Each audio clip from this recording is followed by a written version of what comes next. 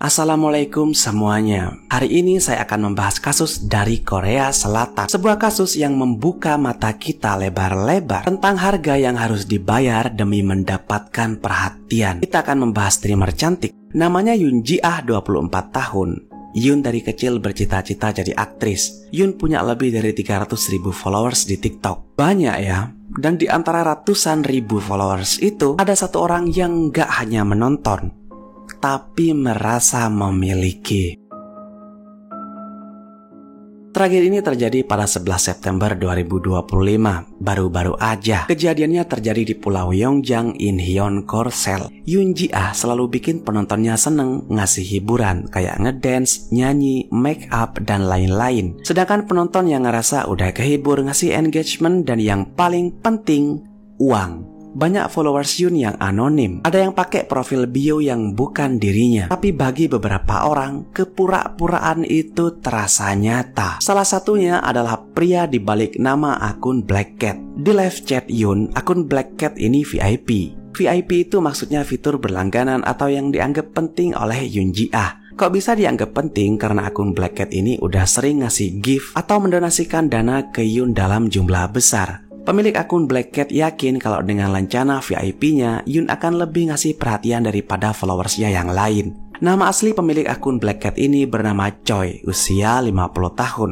Nah, karena Choi ini donatur terbesar bagi Yoon ya, maka ketika Choi ini ngirim pesan, Yoon ngebales. Total, Choi ini udah menyumbang uang sekitar $70.000 atau setara 1 eman lah. Jumlah yang fantastis, tapi mungkin jumlah segitu nggak begitu besar bagi Choi yang memperkenalkan dirinya sebagai CEO perusahaan IT. Cetanlah Yoon dan Choi ini ya kan. Choi sering minta Yoon ngelakuin sesuatu di live-nya dengan dibayar, bukan endorse ya. Kalau endorse kan kita promosiin produk tuh. Kalau si Choi ini cuman request aja. Kayak nyuruh Yoon nyanyiin lagu tertentu di live-nya dengan bayaran yang bisa setara atau lebih besar dari endorse brand terkenal. Choi ngerasa bisa membeli apapun dengan uangnya. Tapi lebih jauh di pikiran Choi, dia membeli sesuatu yang jauh lebih berharga. Dia membeli kepemilikan. Tapi semakin berjalannya waktu, hubungan bisnis antara Choi dan Yoon ini mulai hancur. Janji untuk melambungkan Yoon Ji-ah sebagai seorang aktris nggak bisa dipenuhi Choi.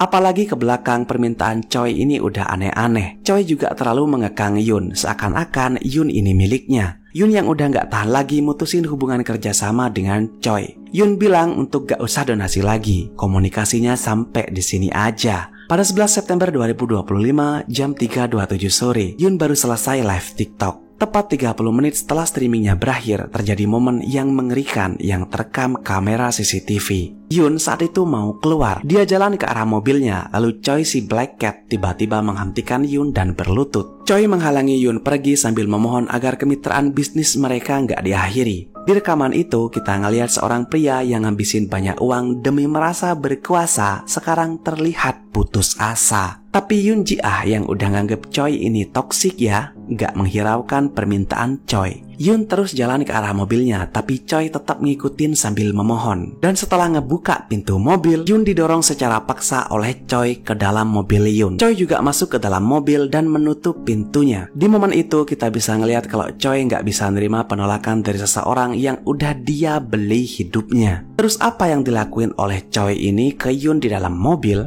Hasil otopsi mengkonfirmasi bahwa Yoon Ji-ah meninggal karena afiksia di bagian leher atau dicekik. Setelah Yoon meninggal, Choi memasukkan tubuh Yoon ke dalam koper. Coba bayangin, seseorang yang baru aja tersenyum di depan ratusan ribu orang, sekarang dimasukin ke dalam koper. Choi lalu berkendara sangat jauh, sekitar 3 jam perjalanan dari Pulau Yongjang ke lereng gunung terpencil di Kabupaten Muju, Provinsi Hyola Utara. Polisi bisa melacak jejaknya lewat CCTV lalu lintas. Choi berhenti sampai 8 kali di sepanjang jalan. Choi nggak panik, dia kalkulatif, mencoba ngilangin jejak. Polisi bisa menemukan jasad Yoon hari itu juga di lereng gunung bersamaan dengan kopernya. Setelah Choi ditangkap, kebohongan terungkap. Choi, pria mapan usia 50-an sebagai CEO perusahaan IT. Kedengarannya meyakinkan ya. Choi ngedeketin Yoon bukan sebagai fans, tapi nawarin kemitraan bisnis dan janji untuk melambungkan karir Yoon Ji-ah. Tapi fakta penyelidikan mengungkap bahwa Choi ini adalah pembohong. Dia bukan CEO, rumahnya baru aja disita dan dilelang. Di hari yang sama ketika Choi menghabisi Yoon, Choi terlilit hutang. Semua uang $70.000 yang dia kasih ke Yoon bukanlah uang Choi. Choi membangun image konglomerat pakai uang pinjaman. Dia bikin identitas palsu hanya demi terlihat berharga di mata Yoon Ji-ah. $70.000 itu seakan-akan menciptakan kontrak tak terucapkan di kepala Choi. Aku udah ngasih segalanya, jadi kamu berhutang hidupmu padaku.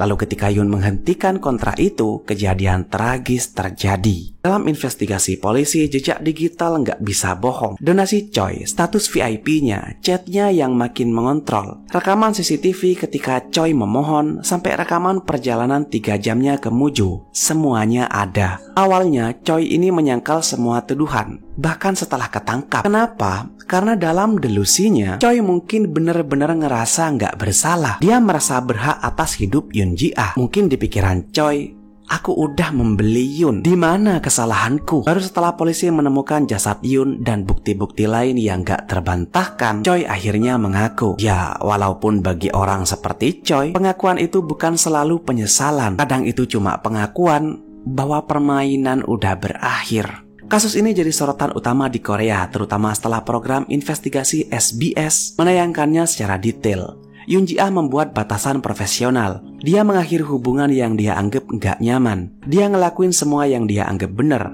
Tapi Yoon akhirnya dibunuh. Karena 300.000 orang mengira mereka mengenal Yoon, dan 1 orang mengira Yoon ini adalah miliknya. Kasus Yoon Ji-ah ini masih berjalan sampai sekarang ya. Jadi kita tunggu aja tuduhan dan vonis apa yang diberikan ke Choi. Baik, saya rasa cukup ya. Tetap aman dan makasih udah nonton sampai akhir.